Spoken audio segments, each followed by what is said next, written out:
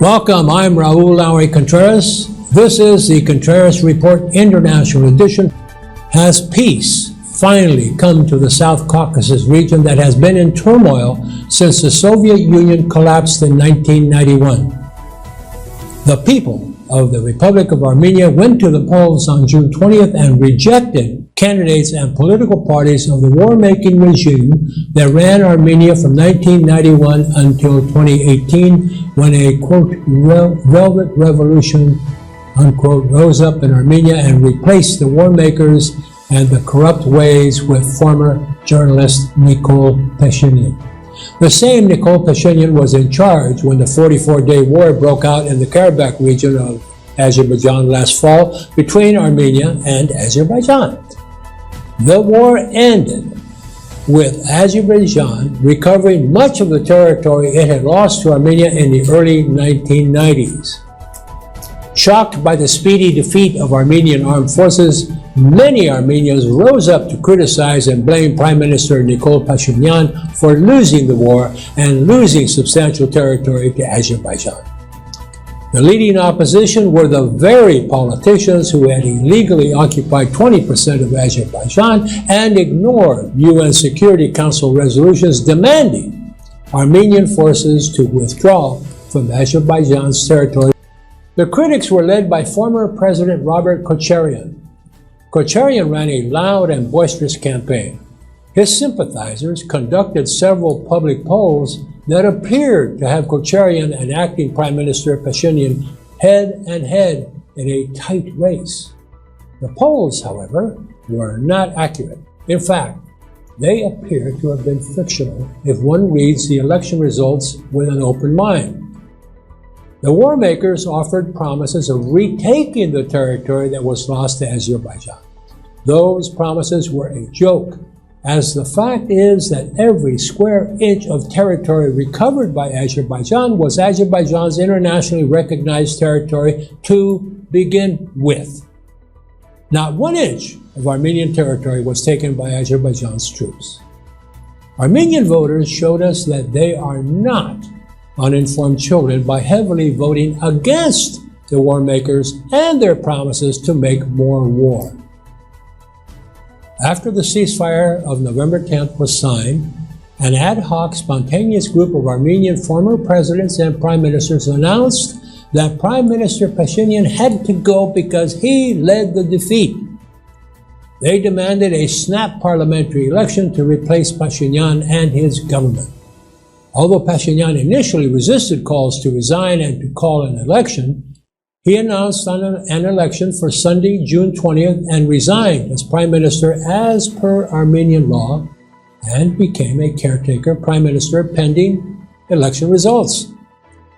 The opposition came together in an alliance of the Armenian Revolutionary Federation, ARF, the traditional radical Dashnaks, and a new Reviving Armenia party.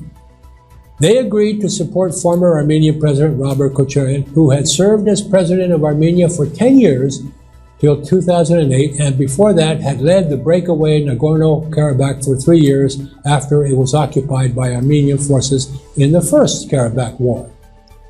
Contreras had some success as president by presiding while the economy grew phenomenally during his presidency. Unfortunately for him, his administration was plagued by widespread corruption and a touch of authoritarianism that led to a machine gunning of parliament and a heavy police corruption and pro-Contreras police assaults on political protesters that killed 10 people. Eventually, Contreras was charged with a number of crimes and arrested. During his trial, the Armenian Constitutional Court ruled that underlying charges were unconstitutional and Contreras emerged a free man. This campaign was loud and polarizing according to international observers.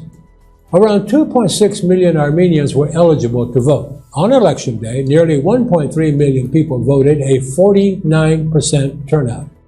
Not a great turnout, especially after a loud and polarizing campaign. Contreras' coalition group scored 21%, and 3 minor parties combined managed 12.23%. Winner Pashinyan retained his power and office with 54% of the vote. By contrast, Pashinyan's, quote, My Step Alliance, quote, unquote, party had carried his Velvet Revolution into heading a new government in 2018 with a healthy 70.44%. Pashinyan's popularity that summer peaked in public polls at 91%. Contreras' corrupt history and record of authoritarian rule a generation ago certainly helped Pashinyan's win. The vote also shows that Armenian voters prefer some peace and economic growth to more war over territory that isn't even Armenian. Certainly, many Armenians recall that hundreds of thousands of Azerbaijanis lived peacefully in Armenia for generations before they were expelled by Contreras' political generation. Despite outside observers commenting that the election looked well-run and honest, Contreras' coalition, the Armenian Alliance, announced before the vote count was finished that it would appeal the results to the Armenian Constitutional Court. The same court that ruled underlying criminal laws President Contreras was charged with violating by Armenia were unconstitutional. Besides a desire for peace, it's possible Armenian political tradition had much to do with Pashinyan's victory.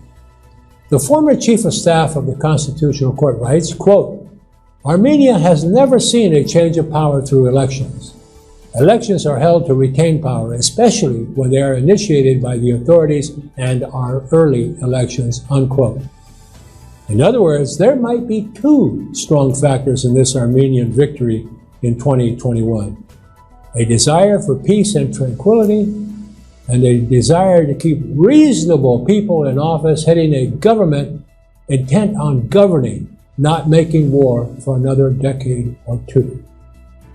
Now it's time for Armenia to start serious negotiations with Azerbaijan on crucial issues ranging from demarcation and delimitation of their state borders to opening all communications like the Zangezur corridor to signing the peace treaty. We will soon see enough if Pashinyan, who has miraculously managed to receive another political lifeline, will be able to deliver the long-awaited peace to his people.